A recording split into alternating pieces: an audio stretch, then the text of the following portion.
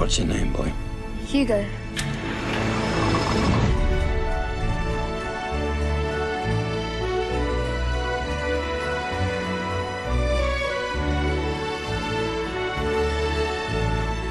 Making this film was an enormous undertaking. It's very emotional, and I think would be exciting for an audience to see this world that we created of Hugo Cabret.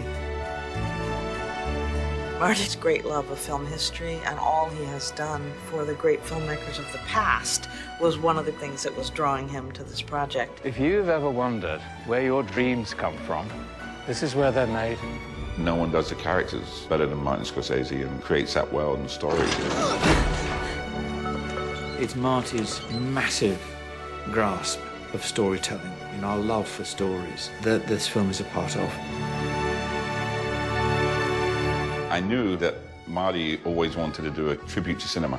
So taking on this project, I think, was a huge testament to who he is and how creative he is and how far he can stretch. I was given the book of Hugo Cabret, and there was an immediate connection to the story of the early days of making movies and this man, Georges Méliès. Georges Méliès was the first person to say, why don't we use the possibilities of cinema to go into the world of fantasy? So Méliès made fantastical movies that had special effects, that had magic tricks in them. No one had done that until Georges Méliès said, I can do that. We wanted to create this magical world of Paris in the 20s and 30s. The Méliès studio, the train station. This is marvelous. Hugo lives in this labyrinth of beautiful tunnels and dark places, and the environment of the railway station with all its secret corners and massive clocks. Who has been winding the clocks? There are huge, incredible, amazingly accurate and imaginative sets. Dante Ferretti, of course, designed these sets. They were enormous.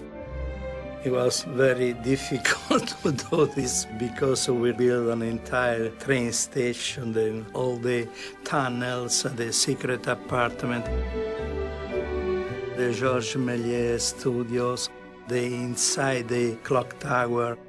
We built everything in the stages and on the back lot.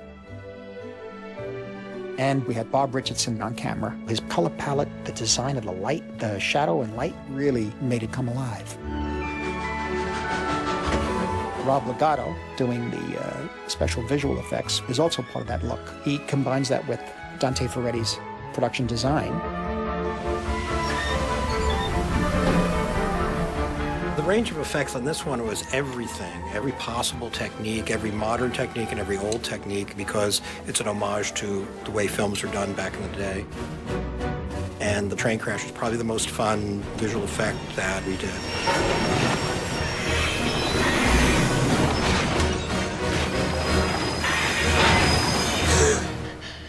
The score to Hugo is quite extensive because there's so many things to draw inspiration from in the story. I love this period, 1895 to 1931. So I wanted to capture all the color and the texture of the film and the music.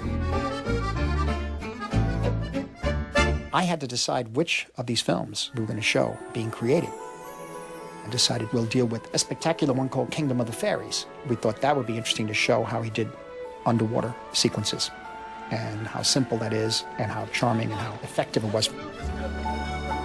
So we try to create the spirit of Méliès in that space using makeup and costumes and lighting. The assistant directors working out the behavior of the actors exactly as they moved in the Méliès films. Action!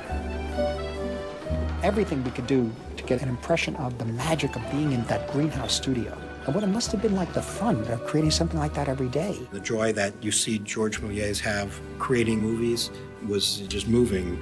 The costumes that Sandy Powell did and the set that Dante recreated and the way Bob lit it, and it was just absolutely incredible. And lunge! And then to see how Marty was directing, Georges Méliès directing, you were there. You were back in time.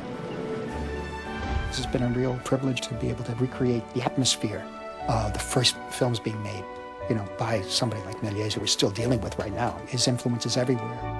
What Georges Méliès did was combine the technology of the day with narrative artistry to create very unique movies, which is exactly what Martin Scorsese is doing. Here is a master of the movie-telling art form working with a new technology for the first time, 3D. So the greatest joy for me was watching Martin Scorsese and Bob Richardson and Sandy Powell and Dante Ferretti start working with a whole new art form, and I think they created a masterpiece.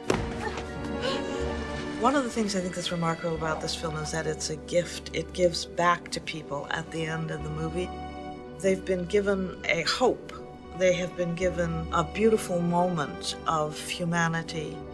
It's quite a gift, I think, to go away from this film feeling elated.